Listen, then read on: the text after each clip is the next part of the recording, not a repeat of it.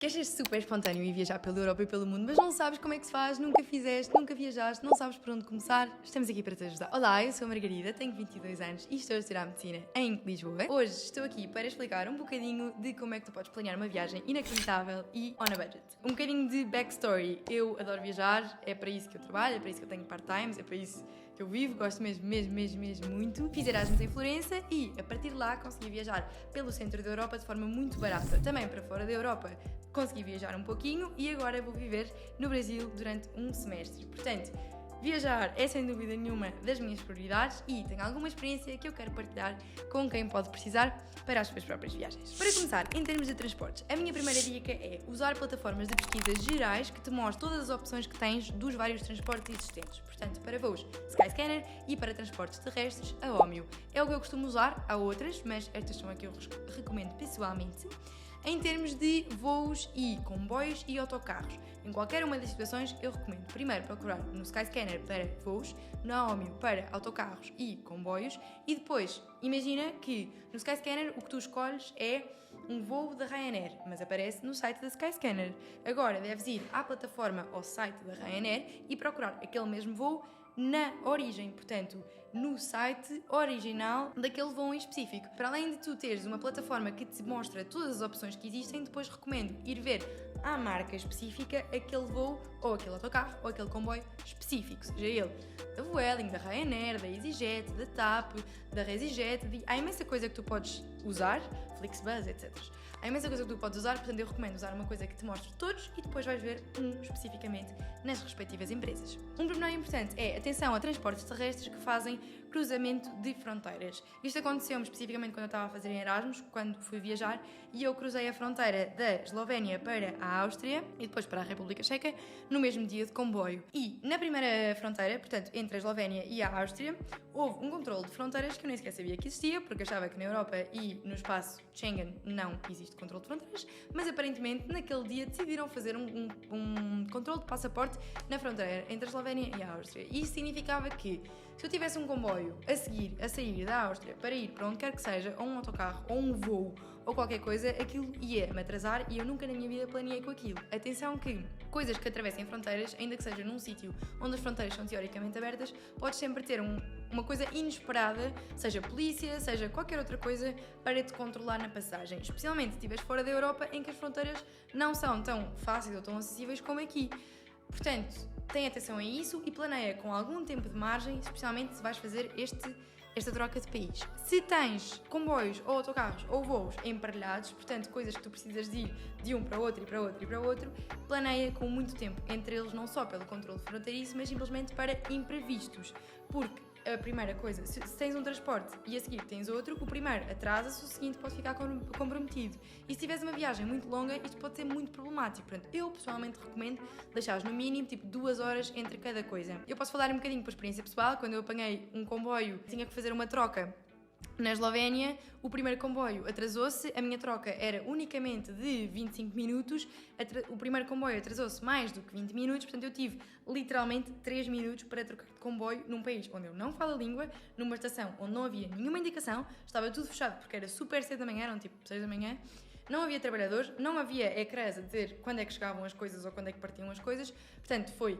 caótico e correu tudo bem, mas eu entrei num segundo comboio em menos de 3 minutos e o comboio tinha a única indicação de destino, um papelinho, tipo uma folha branca, escrita com o destino para onde eu tinha que ir. Portanto, foi péssimo, terrível, horrível, não recomendo nada e eu ainda tinha nesse dia mais 2 comboios para apanhar a seguir. Portanto, foi super estressante, eu recomendo mesmo deixares no mínimo, tipo, 1 hora entre as coisas, que é para estares tranquilo, tens calma, ires à casa bem, comes, bebes um cafezinho, qualquer coisa assim, porque é melhor prevenir do que remediar. Outra dica importante em termos de transportes é, viagens à noite é fixe porque assim não tens que pagar estadia, portanto não tens que pagar hotel, o que seja, mas um ponto importante é teres atenção a que horas é que, por exemplo, o autocarro sai e chega ao teu destino final. Imagina, exemplo prático, tens um autocarro que sai de Madrid às 2 da manhã e chega ao teu destino final, tipo a Paris, passado 20 horas. Ok, tu não precisas de pagar hotel, porque vais dormir no autocarro, porque o teu autocarro começa às 2 da manhã, mas tens que pensar como é que eu chego à paragem do autocarro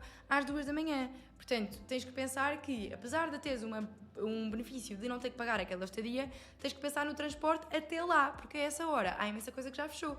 Se calhar não há comboios, se calhar não há metro, se calhar não há autocarros. Portanto, o dinheiro que tu ias poupar naquela estadia, se calhar gastas em Uber, ou em Bolt, ou em táxi. Portanto, tens que ter muita atenção às horas em que as coisas partem e às horas em que as coisas chegam, porque nem sempre há uma rede de transportes barata que te leve aos sítios onde tu precisas de chegar.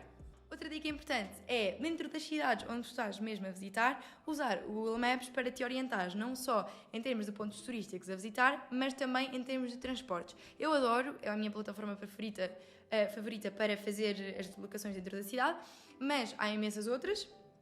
Eu gosto desta porque tem versatilidade tanto para guardar pontos específicos na cidade, dá para fazer listinhas no Google Maps e pôs, por exemplo, lista de Bolonha e pôs todos os teus sítios de Bolonha que tu gostas de visitar e que tu queres visitar e podes até escrever notas sobre elas, por exemplo, guardas um restaurante e podes escrever eu comi isto, isto e isto, recomendo, é barato, é barulhento, é giro, pronto.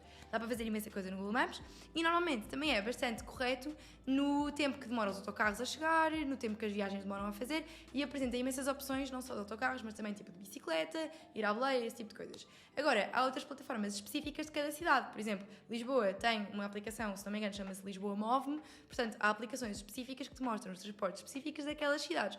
Às vezes funcionam muito melhor do que o Google Maps porque estão atualizados para as regras específicas daquela cidade. Portanto, investiga um bocadinho. Se for uma viagem muito grande, e se não me engano, só funciona para a Europa, mas é bastante útil, podes sempre comprar um passe de Interrail.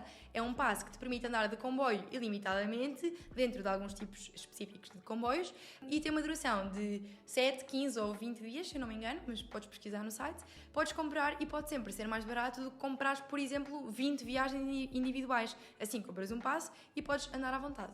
Alojamento. Depende bastante daquilo que tu estás à procura. Eu vou falar de várias opções. Temos hostéis, temos dormir no sofá, temos acampar, temos dormir numa casa, numa vivenda, num apartamento. Portanto, há várias coisas que tu podes fazer. Em primeiro lugar, eu recomendo o Hostel World para hostéis. É ótimo porque tem imensas fotografias, tem imensos preços bons, tem imensos feedbacks de outras pessoas. É uma plataforma bastante intuitiva e é uma forma gira de conhecer as pessoas, porque normalmente nos hostéis os quartos são maiores, são tipo vários beliches, mas há quartos individuais também, de 2 pessoas, há quartos até de 32, portanto, depende de quanto dinheiro tu queres gastar e do tipo de alojamento que tu queres ter. No geral, é uma ótima plataforma para tu conhecer outras pessoas, porque estás a partilhar quarto com elas, e para tu poupares bastante dinheiro, porque no geral são sítios muito mais baratos do que um hotel, ou do que um apartamento, ou do que uma casa.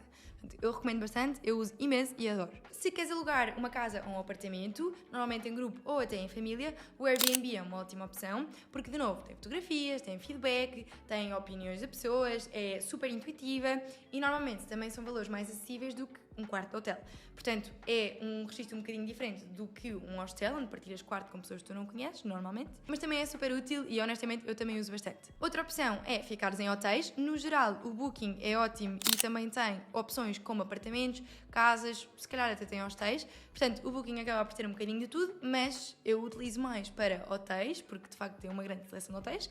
Depende do registro que tu queres, tem hotéis mais baratos, tem hotéis mais caros, tem imensos filtros, portanto tu consegues escolher pela localização, tu consegues escolher por ter ar-condicionado, ter piscina, ter garagem, ser amigável para animais, portanto há imensas condições que tu podes definir, também tem imenso feedback, também tem imensas fotografias, é uma plataforma super intuitiva, qualquer uma destas é ótima, só depende daquilo que tu estás à procura. Outra opção, também bastante mais em conta, é o Couchsurfing, seja em aplicação ou em site. Basicamente o que acontece é que as pessoas disponibilizam o próprio sofá ou um quarto extra que tenham em casa, de forma gratuita, para tu ficares o tempo definido de noites que tu precisas. Isto pode ser bastante bom, especialmente se estás a viajar com uma pessoa, porque não tens o problema de ser inseguro, não vais sozinho para a casa de alguém que tu não conheces e, para além disso, não é demasiado difícil de encontrar alojamento porque são só 2 pessoas. Se tens um grupo maior, é muito mais complicado, porque normalmente não há pessoas que estejam disponíveis para albergar 5 pessoas de borla. Pronto, é uma aplicação em que tu tens que pagar uma subscrição, se eu não me engano, acho que é à volta de 2€ por mês.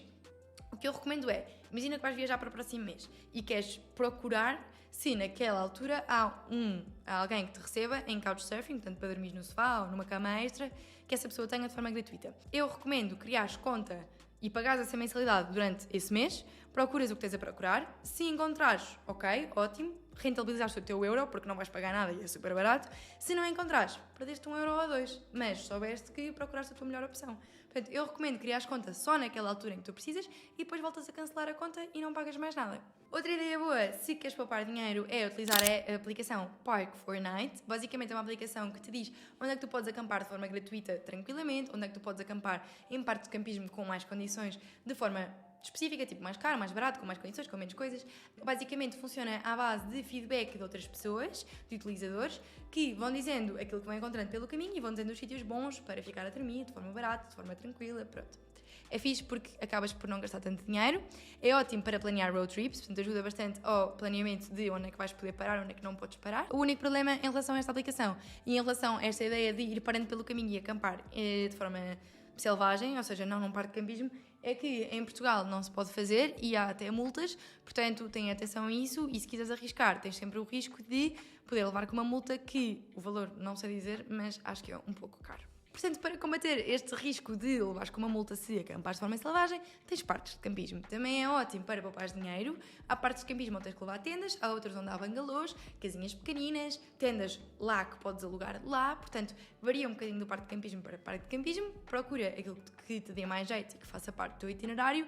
Eu adoro acampar. Se nunca fizeste, não tens problema nenhum, não há que ter medo absolutamente nenhum. Procura um bocadinho na internet, vê uns vídeos do YouTube, ou vai à tua e atira-te de cabeça, porque a probabilidade é que vai correr bem. É uma coisa bastante tranquila, dependendo do sítio onde o fizeres, mas se fizeres em parques de campismo, então é super tranquilo. Uma dica importante é, atenção, que se fores para um parque de campismo no verão, eles podem esgotar, porque há muita gente a fazer esse tipo de turismo, portanto, tenta ligar antes, ou então marcar um lugar para a tua tenda no parque de campismo, para ter certeza que chegas lá e tens um lugar à tua espera.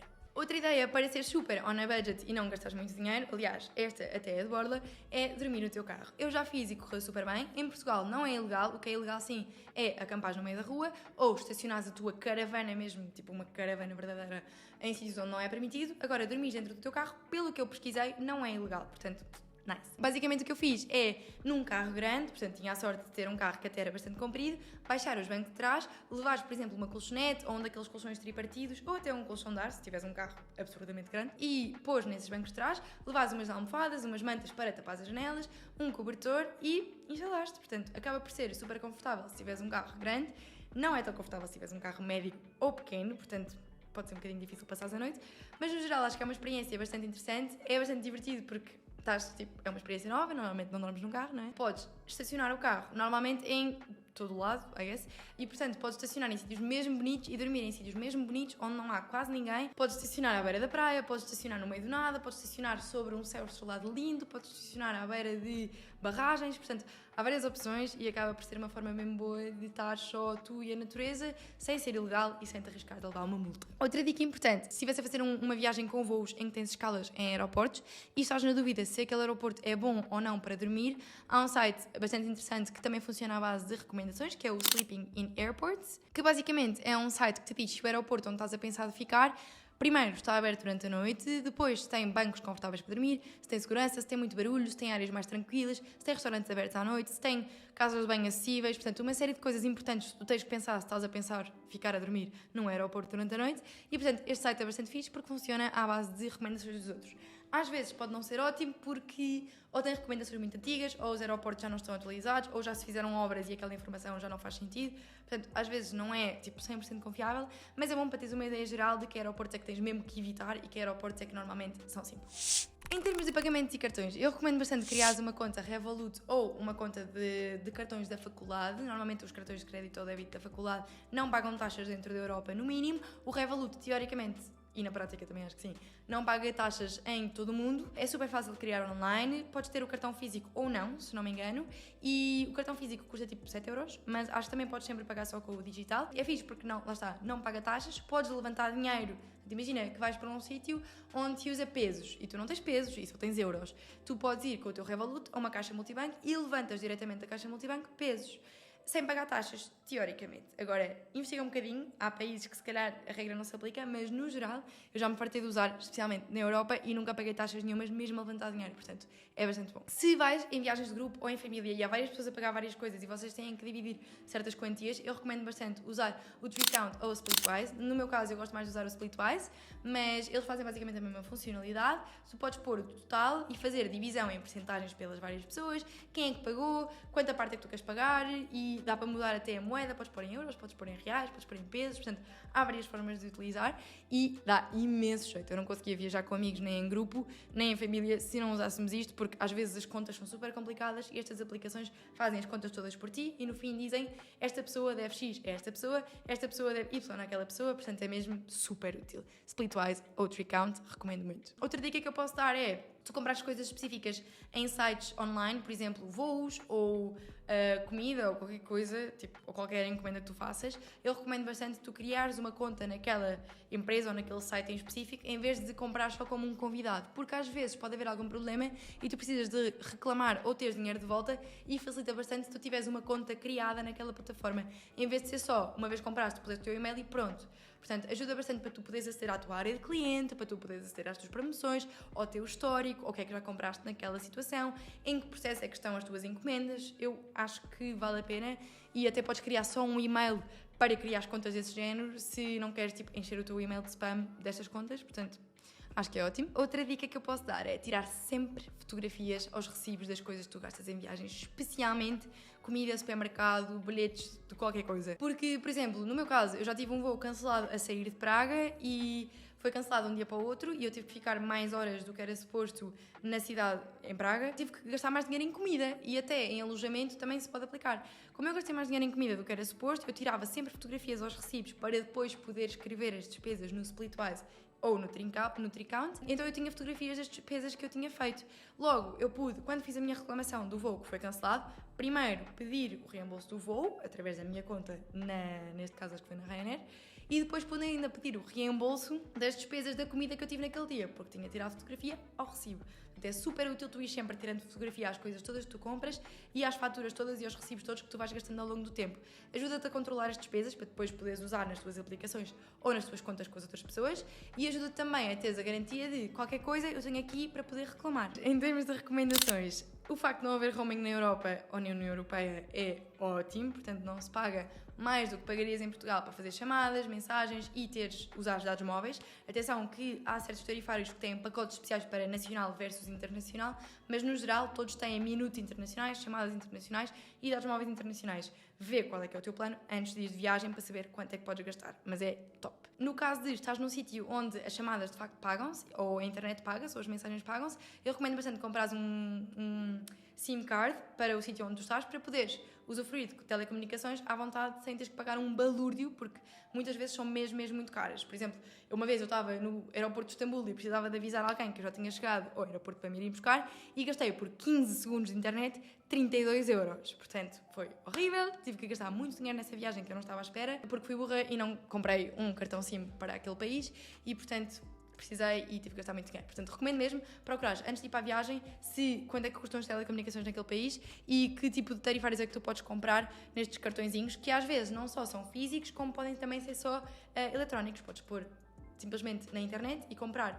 um eletrónico, não tens que pôr nenhum cartão dentro do telemóvel e funciona mesmo. Outra coisa útil para viagens é o tradutor. Eu não recomendo o Google Tradutor, recomendo sim um tradutor que se chama DeepL, portanto tu podes escrever na internet e usar, também há a aplicação, se eu não me engano, mas é super fácil usar na internet. Funciona melhor do que o Google Tradutor porque em termos de gramática não tem tantos erros, eu uso bastante, portanto recomendo. Outra dica importante e que eu acho bastante interessante é tu aprenderes algumas palavras do idioma do país onde tu vais, que é para não só conseguires comunicar mais facilmente com as pessoas, mostras interesse, mostras respeito. Atenção, não digas coisas tipo da forma errada, tipo, tenha a certeza que estás a dizer as coisas bem. Palavras simples, tipo, olá, obrigada, adeus, gostei muito, coisas deste género. Mas para além de mostrares interesse e de seres muito educado, eu acho que também acabas por te imergir muito mais na cultura do país onde tu estás, porque, pronto, falas a língua. Então, acho que acaba por ser mais divertido. Outras dicas em termos de planeamento do dia-a-dia. Há pessoas que gostam de planear cada segundo da sua viagem, há outras pessoas que gostam de ser mais freestyle. Eu estou um bocadinho no intermédio, o que é que eu faço? E eu acho que é uma ótima dica. Eu, antes de ir para a viagem, vejo no YouTube e em blogs e em sites coisas sobre o sítio onde eu vou, pontos turísticos importantes e faço uma lista no Google Maps, tipo, lá está, outra vez, Bolonha, e ponho os sítios todos que eu quero ir ou que eu acho que quero ir. E assim, quando eu chego a Bolonha, neste caso, eu abro o Google Maps, não tenho um planeamento diário das coisas, mas tenho sim uma ideia geral do que é perto de cada sítio. Então eu penso, ok, hoje eu vou estar nesta área, portanto posso ir visitar isto. E assim, não tenho que estar sempre a pensar o que é que eu vou fazer a seguir, porque já tenho uma ideia geral do que é que existe, mas também não tenho tudo cronometrado ao minuto, portanto eu recomendo bastante. Outra ideia que eu recomendo bastante fazer é ver vídeos no YouTube antes de ir ao sítio, porque no meu caso eu adoro história, mas mesmo que não adores, acho que é importante saberes um bocadinho do backstory do sítio onde tu vais visitar. Para mim funciona muito melhor em termos visuais, portanto em termos digitais de vídeo, porque eu lembro-me muito melhor de coisas que eu vejo e que eu ouço do que coisas que eu leio. E então recomendo muito ver vídeo do YouTube, mas honestamente podes simplesmente ler páginas da Wikipédia, ler páginas de blogs, ler páginas tipo de livros até. Recomendo bastante fazeres uma pesquisa antes de ir para o sítio para aprenderes um bocadinho da história e da evolução do sítio que tu vais visitar. Outra coisa que eu não uso bastante, mas também é fixe para alguns sítios específicos, especialmente fora da Europa, são grupos de Facebook. Há um grupo que eu gosto bastante que se chama Amantes de Viagem, em que as pessoas partilham imensa coisa sobre as suas viagens, seja dicas, seja destinos que tu nem sequer conhecias, fotografias, feedback, há imensa coisa que eles partilham, portanto recomendo bastante. Eu até encontrei uma agência de viagens por lá que depois me ajudou a planear uma viagem incrível a Moçambique, portanto eu recomendo muito fazer esse tipo de pesquisas neste grupo em específico, mas se souberes de outros grupos no Facebook, deixa nos comentários. Outra coisa que eu uso bastante, especialmente usei em Erasmus e descobri em Erasmus, é uma aplicação que se chama Events in the City. Basicamente mostra-te coisas um bocadinho menos óbvias, tipo peças de teatro, ou exposições grátis, ou sunsets, ou tipo festas um bocadinho menos óbvias do que o típico guia turístico que te vai mostrar, na cidade onde tu vais. E aquilo mostra-te cidades em todo o mundo, portanto tu escreves ou pões na tua localização onde tu estás e mostra-te as coisas todas que podem acontecer neste dia, nesta semana, neste mês, até neste ano, que ele tem mesmo imensa coisa. E eu usei imenso e fui a imensas coisas tipo orquestras e concertos de orquestras grátis e peças de teatro estranhíssimas, aleatórias, mas que eram de borla. Portanto, há mesmo muita coisa que esta aplicação te pode mostrar. Uma dica interessante que eu também te posso dar em termos de fotografias e memórias é, se tens um iPhone ou um aparelho da Apple, é criar álbuns partilhados e no iCloud, e portanto eu posso pôr fotografias neste álbum partilhado, outra pessoa pode pôr fotografias neste álbum partilhado também, e é um álbum que nunca desaparece do teu telemóvel, não é como as fotografias tens na tua galeria normal, é sim um álbum que está no iCloud e portanto, desde que tu tenhas a tua conta do iCloud aberta, tens sempre acesso a estas fotografias, o que é mesmo divertido, porque eu, por exemplo, tenho fotografias desde 2014 no meu telemóvel, que eu não estou tipo, a guardar na minha galeria, mas estão sim neste álbum partilhado com a minha família inteira, que todos temos acesso para sempre, desde que usemos aquele iCloud. Outra coisa que eu recomendo bastante é escreveres um diário ou teres um diário em forma fotográfica. Portanto, há imensas aplicações que fazem isto. Eu, no meu caso, uso as notas, escrevo tipo alguma coisa que aconteceu no meu dia e ponho uma fotografia ou duas fotografias ou o que eu quiser sobre aquele dia. E assim, eu olho para trás e não só ter um diário escrito, também tenho um diário visual. E é muito mais fácil do que teres simplesmente a tua galeria, porque tens todas as tuas fotografias misturadas, tens imensa coisa na galeria, e isto é uma coisa mesmo tipo dia a dia, escolhes uma fotografia ou duas daquele dia e ajuda a manter memórias e a manter tipo keeping track de aquilo que tens feito ultimamente. Dicas finais: arriscar, dependendo do nível de segurança que tu tens daquele país, arriscar a fazer viagens que tu tens medo, que tu nunca foste, que tu nunca visitaste, se calhar nem sequer nunca saíste de Portugal. Pá, não faz mal, vai, arrisca, faz as coisas on a budget, faz as coisas com mais dinheiro se estiveres a nadar em dinheiro, mas vai. De qualquer das formas, viajar é inacreditável, é sempre bom, eu acho que constrói imenso a tua personalidade e só tem coisas para correr bem. Mesmo que a viagem corra mal, eu já tive muitos azares, tipo, já perdi voos, já fui assaltada, já perdi 1000 coisas em 1000 sítios diferentes, portanto, há coisas que correm mal, mas mesmo assim vale a pena. Outra coisa que eu posso dizer e que também por experiência própria já fiz, viajar sozinha é ótimo. Mesmo que não tenhas companhia para ir aos sítios, vai sozinho. O pior que pode acontecer é ter saudades do sítio onde estás desconfortável ou, sei lá, alguma coisa correr mal, mas alguma coisa também pode correr mal mesmo que estejas acompanhado. Portanto, estar sozinho não é propriamente diferente, a não ser que seja num sítio inseguro, e aí eu percebo, mas se for num sítio super seguro, pá, não estejas à espera que alguém te vá contigo dar a mão, porque se calhar não vale a pena, só há uma vida e às vezes não arranjas companhia para ir e acabas por não fazer coisas que depois olhas para trás e ficas tipo, porque é que eu não fui só? Outra dica que eu posso dar é gastar tempo a comparar transportes em 1000 sites diferentes, em 1000 plataformas diferentes, mesmo no site específico das companhias aéreas, das companhias de comboios, das companhias de autocarros. Às vezes vale imensa pena investir algum tempo a fazeres, brincares com as datas e com os destinos e com o meio de transporte até lá, porque acabas por descobrir oportunidades que se calhar não ias apanhar se comprasse logo a primeira opção que te aparece à frente. Portanto, gasta algum tempo, brinca com datas, brinca com tudo o que puderes brincar para poderes poupar dinheiro. Outra dica importante é falar com pessoas que já fizeram essas viagens específicas, porque não há nada como a experiência própria. E também é mesmo ir à descoberta e ir à toa, mas às vezes dá jeito de teres uma palavrinha ou uma recomendaçãozinha, ou um restaurante para locais, ou um hotel que é mesmo bom, ou um hostel super tranquilo e divertido. Portanto, às vezes vale a pena. Se queres fazer uma viagem há 1000 anos e estás há 1000 anos para marcar um bilhete de avião, um bilhete de comboio, um bilhete de autocarro, ou o que seja, este é o teu sinal para o fazeres. Não percas tempo, não tenhas medo de arriscar, sozinho ou acompanhado, vai viajar. É a melhor coisa que podes fazer, na minha opinião. Portanto, é isto que eu tenho para vos dizer. Se tiverem alguma dica ou alguma questão, força, deixem nos comentários e espero que tenha sido útil. Aproveitem as vossas viagens